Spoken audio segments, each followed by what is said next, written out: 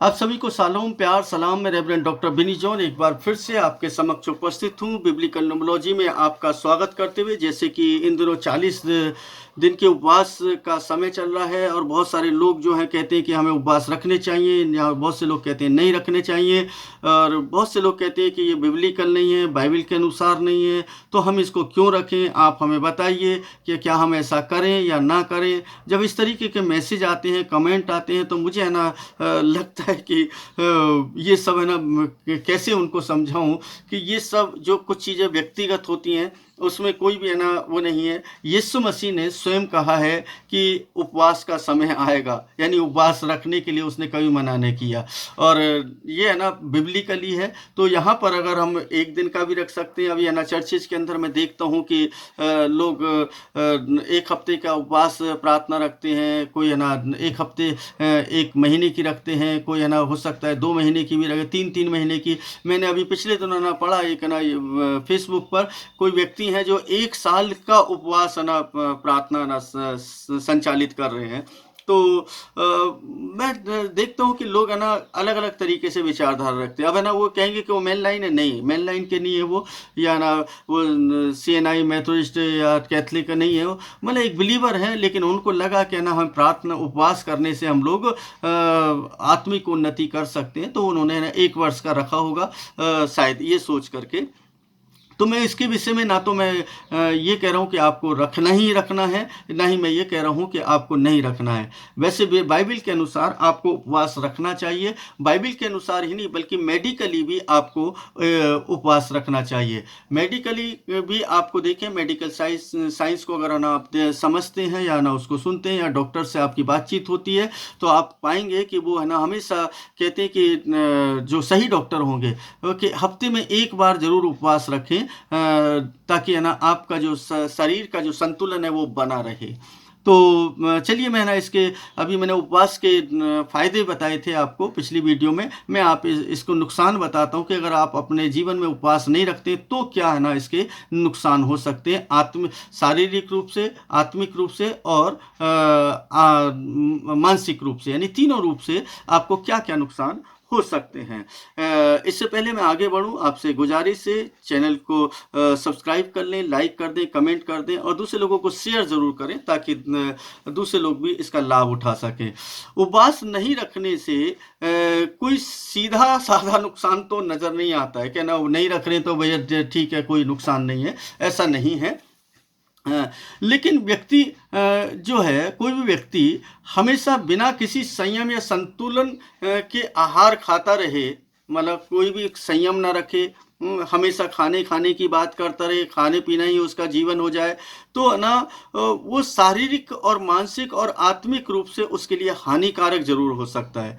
आप बहुत सारे लोगों को देखते होंगे, अपने आसपास के लोगों को, जो उनको देखिए कि जब देखो तब वो खाने की बात करते हैं और किसी चीज़ की बात नहीं करते। खाना है वहाँ पर, दावत है वहाँ पर, पार्टी है वहाँ पर, और इस तरीके की जो चर्चा करते हैं उनका सिर्फ उनका जो ईश्वर है शायद है ना, ऐसा मैं कह सकता हूँ कि वो खाना ही है। यानी खाना अगर नहीं है तो उनके ना शायद मतलब ये कहें कि उनको शायद कुछ भी समझ में नहीं आता है और सारी बातें उनको बेकार लगती है। तो उपवास जो है अगर नहीं रख रहे हैं तो आप अनियंत्रणता में है ना चले जाएंगे और आपका खाने पीने का शेड्यूल बिगड़ेगा, और जितना आप ज़्यादा खाएंगे तो उसका लाभ और नुकसान दोनों ही है ना आपको है ना पता होना चाहिए कि कौन से किसकी चीज़ के क्या लाभ है और क्या नुकसान है। जब है ना हम उपवास नहीं रखते हैं, यानी कि हमें कभी कभी भूखे रहना आवश्यक होता है, तो मैं शारीरिक, मानसिक और आत्मिक है ना तीनों ही नुकसान बताऊंगा इसमें। जैसे पहले में मैंने लाभ बताए थे, इस वीडियो के अंदर मैं आपको लाभ बताऊंगा। अगर आप 40 दिन के उपवास रख रहे हैं तो इसका लाभ है ना आपको प्राप्त करना चाहिए, और अगर आप है ना हफ्ते में 1 दिन रख रहे हैं तो भी उसका लाभ है ना आपको प्राप्त होगा, और अगर 1 हफ्ते का रखते या महीने में रखते तो भी उसका लाभ प्राप्त होगा। यानी जितना है ना आप उसको करेंगे उतना ही उसको लाभ प्राप्त होगा। नहीं करने से क्या क्या नुकसान हो सकते हैं उसको है ना हम है ना देखेंगे। तो जो ये है मतलब जो शारीरिक नुकसान है, फिजिकली डिसएडवांटेज है, वो क्या क्या है वो है ना हम देखें। तो सबसे पहले जो है, अगर आप उपवास नहीं रखते हैं तो आपका पाचन तंत्र पर बहुत ज़्यादा भार पड़ जाता है। क्योंकि उसको रेस्ट नहीं मिलेगा। आपका लगातार है ना आप खा रहे हैं, तो लगातार खाने से पाचन तंत्र तंत्र को आराम नहीं मिलेगा, यानी कि जब उसको आराम नहीं मिलता है तो आपको जो है अपच की बीमारी हो जाती है। एसिडिटी और पेट की समस्याएं अक्सर हो सकती हैं और अक्सर हो भी जाती हैं। तो ये है ना पहला है ना उसका नुकसान है, शारीरिक नुकसान में पहला नुकसान। दूसरा जो नुकसान है, जैसे मैं पिछले बताया तो उसका अपोजिट है ना मैं बता रहा हूँ इसको, मोटापा और मेटाबॉलिज्म की जो समस्या है बढ़ जाएगी आपके। बिना उपवास के शरीर में अतिरिक्त चर्बी जो है वो बढ़नी शुरू हो जाती है, यानी कि आपके अंदर आपके पेट की चर्बी है, आपके है ना तमाम है ना बॉडी के अंदर चर्बी है ना ज़्यादा हो जाएगी और आप है ना फैटी है ना होते चले जाएंगे, जिससे मोटापा है ना जब बढ़ जाएगा तो आपको बहुत सारी बीमारियां घेर लेंगी और वो है ना आपके लिए नुकसानदायक होगा। तो ये है ना शारीरिक नुकसान उपवास नहीं रखने का दूसरा ना कारण हो सकता है। तीसरा कारण जो है डिटॉक्स की कमी हो जाएगी, यानी कि जो आपके शरीर के अंदर जो है ना बुरे टॉक्सिन्स जो जमा हो जाते हैं, अगर उपवास रखते हैं तो वो है ना क्लियर होते रहते हैं, वो निकलते रहते हैं, और अगर नहीं है तो वो जमा होते रहते हैं। जब कोई भी बुरी चीज़ हमारे शरीर के अंदर जमा हो जाती, बुरे टॉक्सिन्स हमारे शरीर के अंदर जमा होते हैं, तो उससे हमारी त्वचा पर फर्क पड़ता है,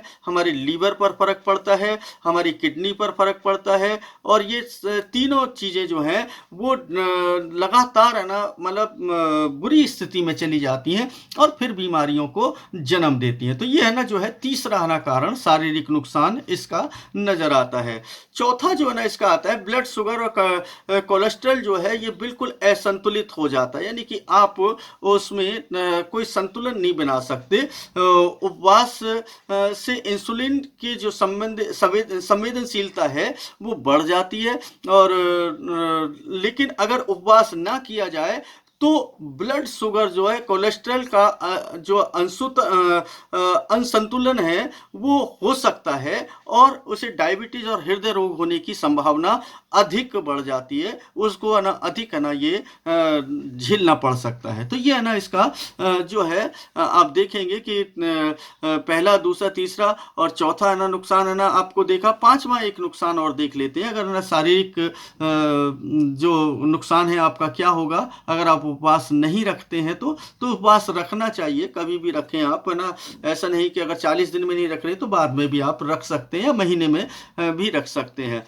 इम्यून सिस्टम जो है आपका कमजोर हो जाए, यानी कि आपके अगर उपवास रखते हैं तो आपका जो इम्यून सिस्टम है, यानी आपके जो है ना रोगों से लड़ने की जो क्षमता है वो है ना अधिक बढ़ जाती है। अगर नहीं रखते हैं तो आपकी ये जो क्षमता है रोगों से लड़ने की जो ताकत है वो कमजोर हो जाएगी और लगातार आप सुस्ती में चलते चले जाएंगे, तो आप सुस्त होते चले जाएंगे और ये आना आपका लिए सबसे ज़्यादा नुकसानदायक होगा और आप जो कार्य करना चाहते हैं वो कार्य नहीं कर पाएंगे। चलिए ना, हमने है ना इसके पहला नुकसान देखा शारीरिक। अब मानसिक नुकसान को देखते हैं कि मानसिक नुकसान क्या हो सकता है।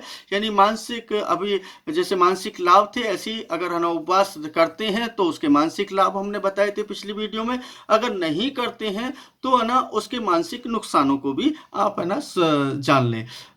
मानसिक स्पष्टता की कमी हो जाती है, यानी मेंटल डिसएडवांटेज जो है ये ना आपके लिए कब आएगा, जब है ना, क्योंकि आपके उसके अंदर स्पष्टता में कमी आ जाएगी। मानसिक स्पष्टता यानी उपवास करने से मानसिक एकाग्रता जो है बनी रहती है और शांति बनी रहती है, लेकिन यदि हमेशा भोजन ही किया जाए तो मानसिक ऊर्जा जो है हमारी बट जाती है, यानी कि डिवाइड हो जाती है और एकाग्रता जो है वो हमारी कमजोर हो जाती है। हम है ना एकाग्रता नहीं रख पाते और ये हमारा पहला नुकसान होता है, मानसिक नुकसान। दूसरा जो मानसिक नुकसान है वो है तनाव और चिंता जो है अधिक बढ़ जाती है। अगर उपवास करते हैं तो वो तनाव और चिंता को कम करता है और आपके जीवन के अंदर जो कोर्टिसोल जो तनाव का जो हार्मोन है वो है ना नियंत्रित रहता है। और लेकिन अगर लगातार खाने की आदत होगी आपको तो तनाव और मानसिक जो अशांति है वो बढ़ जाएगी, यानी कि आपको ये इसका सामना करना पड़ेगा। तो ये ना आपको देखें कि आपको ना ये 2 चीज़ें ना मानसिक है, और तीसरी चीज़ भी देख लेते हैं इसके साथ-साथ। तीसरा जो नुकसान है आपका स्वयं पर नियंत्रण करना, यानी अनुशासनहीनता आपके अंदर हो जाएगी अगर आप उपवास नहीं रखते हैं तो। तो उपवास के फ़ायदे जैसे हैं वैसे ही उसके अपोज़िट नुकसान भी हैं। तो उपवास आत्म संयम सिखाता है। सबसे पहली बात तो आत्म संयम सिखाता है। जिस दिन आप उपवास रखेंगे तो उस दिन है ना आप संयम के अंदर साथ काम करेंगे। लेकिन जब आप उपवास नहीं करेंगे तो आप जो है असंयमी हो जाएंगे, और ये बिब्लिकली अच्छा नहीं है, और आत्मिक शारीरिक मानसिक रूप से भी अच्छा नहीं है। जब है ना बिना उपवास के भोजन की लालसा और भावनात्मक भोजन की प्रवृत्ति बढ़ सकती है, यानी कि कभी भी आपको लगेगा यार ये खा लूँ, वो खा लूँ, ऐसा कर लूँ, वैसा कर लूँ, यहाँ जाऊँ, वहाँ पर खाना बहुत अच्छा है, इस तरीके से आपके ये नियंत्रण नहीं रहेगा आपके शरीर पर। और फिर आप मानसिक रूप से क्या होंगे, अनुशासनहीनता की कमी को महसूस करेंगे और स्वयं पर नियंत्रण नहीं रख पाएंगे। जब आप उपवास करते हैं तो अपने खाने पीने पर भी नियंत्रण कर सकते हैं। तो ये है ना आपके लिए आप नियंत्रण कर पाएँ ये ज़रूरी है। चौथा जो है ना इसका जो नुकसान है, मानसिक नुकसान, मूड स्विंग होता है। मूड स्विंग होता है यानी कि आपके जो विचार हैं, जो मूड है, जो आपका मूड है वो है ना लगातार है ना घूमेगा, मतलब बदलता रहेगा। स्विंग है ना होता रहेगा। थकान महसूस होने लगेगी आपको। बिना उपवास के शरीर को अधिक बार भोजन पचाने का काम करना पड़ता है। यानी कि जब आप उपवास करते हैं तो शरीर को कम काम करना पड़ेगा, उपवास नहीं करते हैं तो शरीर को कम काम करना पड़ेगा।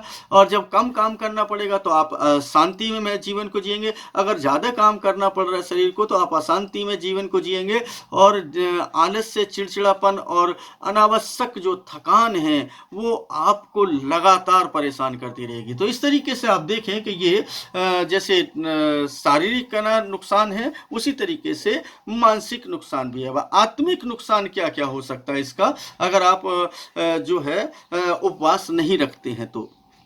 आत्मिक नुकसान में जो है आत्मिक शुद्धि में आपकी कमी आ जाएगी, यानी कि आपकी आत्मा की जो शुद्धिकरण है उसमें बहुत कमी आ जाएगी। क्योंकि आप खाने के बारे में, उपवास जो है आत्मा के शुद्धिकरण का एक अद्भुत साधन है। मानसिक मतलब शरीर के अंदर रहते हुए मनुष्य को आत्मा का शुद्धिकरण करने का एक अद्भुत साधन है, और महत्वपूर्ण साधन है ना इसको बोल सकते हैं। तो अगर नहीं करते हैं तो इसमें कमी आ जाएगी, शुद्धिकरण में कमी आ जाएगी। आपके विचार, आपकी सोच, आपके कार्य करने की शैली सब कुछ बदल। अगर व्यक्ति जो है उपवास ना करे तो उसे आत्मनिरीक्षण और आंतरिक शांति का अनुभव बहुत कम होगा, यानी कि वो शांति भी महसूस नहीं कर, अंदर की शांति जो उसकी जाती रहेगी। तो ये जो है आत्मिक नुकसान ये उसका होता हुआ नजर आता है। हम देखते हैं कि ये है ना आत्मिक नुकसान उसको है। ध्यान और प्रार्थना में आपकी कमी है ना महसूस होगी, यानी कि आप जो ध्यान करते हैं, यानी मनन करते हैं, चिंतन करते हैं, आप है ना जो प्रार्थना करते हैं, या ना आप कोई भी है ना धार्मिक क्रिया में अपना मन लगाते हैं, उसमें आपकी कमी आनी शुरू हो जाएगी। क्योंकि उपवास करने से आपका जो आत्मिक स्तर है दिन प्रतिदिन बढ़ता है, और दिन प्रतिदिन आप उसमें अपने जीवन को आगे बढ़ाना चाहते हैं, और ना ये है ना उपवास आपको प्रेरित करता है। लेकिन अगर नहीं करते हैं तो ये आपके अंदर की वो कमी को महसूस कराएगा, और आप उससे दूर होते चले जाएंगे, परमेश्वर की उपस्थिति से दूर हो जाएंगे। प्रार्थना जो है और अधिक गहरी होती चली जाएगी जब है ना आप ध्यान लगाएंगे तो मतलब प्रार्थना में कैसे करना चाहिए, क्या है ना बोलना चाहिए, सब आपको आने लगेगा, और आप अच्छी एक प्रार्थना कर पाएंगे। और बिना व्यक्ति शारीरिक चीज़ों के भी अधिक उलझ सकता है। मतलब जो अगर मान लो उलझन में वो हमेशा फंसा रहेगा अगर उपवास नहीं करता है तो, मतलब कोई ना कोई उलझन में वो है ना उलझा ही रहता है। आध्यात्मिक यात्रा में जो है ना, जो आध्यात्मिक स्तर पर जो आप ऊंचा उठना चाहते हैं, यात्रा करना चाहते हैं, उसमें बहुत कमी आ जाएगी, आप धीमे चलने लगेंगे और आपका जो आत्मिक स्तर है वो नीचा होता चला जाएगा, क्योंकि आपका ध्यान और प्रार्थना में कमी हो गई है। इच्छाओं पर नियंत्रण जो है वो आपका कम हो जाएगा। यानी तीसरा जो पॉइंट है वो है कि इच्छाओं पर नियंत्रण, यानी कि जो आपकी अभिलाषाएं जो उत्पन्न होती हैं, उन अभिलाषाओं पर आपका नियंत्रण नहीं रहेगा, अनियंत्रण हो जाएंगे। और अनियंत्रण होने से क्या होगा कि आप वो भौतिक इच्छाओं को पूर्ति के लिए, भोग विलास में पड़ने के लिए आप निरंतर है ना क्रिया करेंगे, और उसकी जो कमी है उसको पूर्ति करने के लिए कोई भी गलत कार्य आप अपनाने के लिए तैयार हो सकते हैं। लेकिन अगर उपवास करते हैं तो आपकी जो है ना ये है भौतिक इच्छाएं हैं, उन पर आपका कंट्रोल रहेगा। क्या चीज मुझे अच्छी है, क्या चीज अच्छी नहीं है, उसका आपको ज्ञान हो जाएगा, क्योंकि आप क्या कर रहे हैं, इच्छाओं पर कंट्रोल करने के लिए उपवास का इस्तेमाल कर रहे हैं। तो उपवास जो है यहाँ पर आपको इस तरीके से क्या कर सकता है,